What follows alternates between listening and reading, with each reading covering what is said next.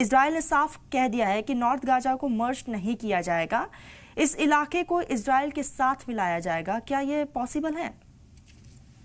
देखिए, जब तक पूरे मुस्लिम देश यूनाइटेड नहीं होंगे, पैलेस्टीन को इसी तरीके से सफरिंग होती रहेगी।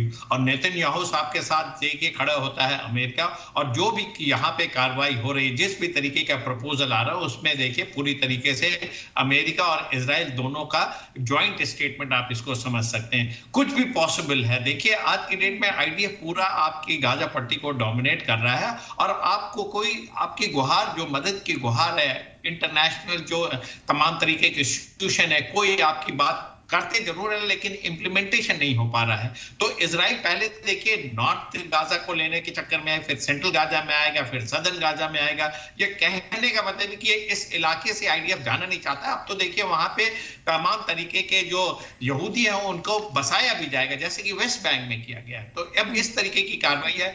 नेतन्याहू साहब ने डोनाल्ड ट्रंप के साथ मिलकर पहले ही एक प्लान बना रखा है कि किस तरीके से गाजा पट्टी को से वो हटेंगे नहीं। ये 2005 से पहले के सिचुएशन में जाएंगे जब इजराइल पूरी तरीके से गाजा पट्टी को कंट्रोल करेगा, और जितने पैलेस्टाइन के लोग हैं, 20-25 लाख जो भी लोग हैं, उनको वहां से विस्थापित किया जाएगा। तमाम मुस्लिम देशों में उनको डिपोर्ट करने की बात की जा रही है, वहां भेजने की बात की जा रही है। लिहाजा सबसे बड़ा सवाल यही हो जाता है ना कि क्या वहां के लोग इतनी आसानी से मान जाएंगे शिफ्टिंग के लिए?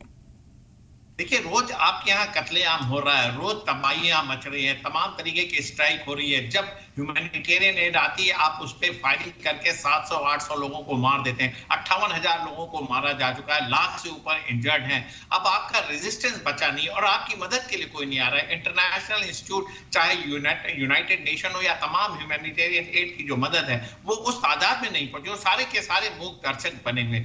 सिर्फ आज देखिए एक फ्रांस का स्टेटमेंट आया कि वो पैलेस्टाइन को रिकॉग्नाइज करता है।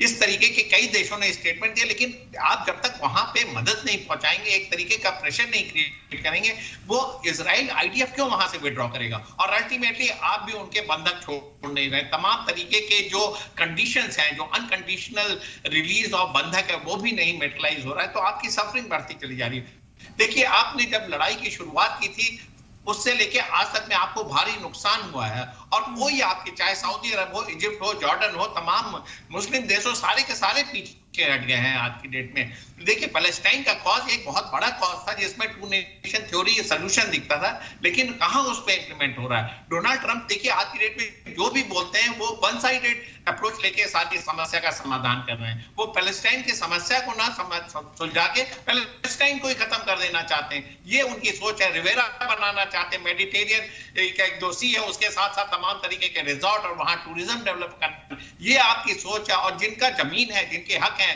जिनके के फेवर में आपको बात करनी चाहिए, वो आप करने को तैयार नहीं। तो ये बिल्कुल बिल्कुल। और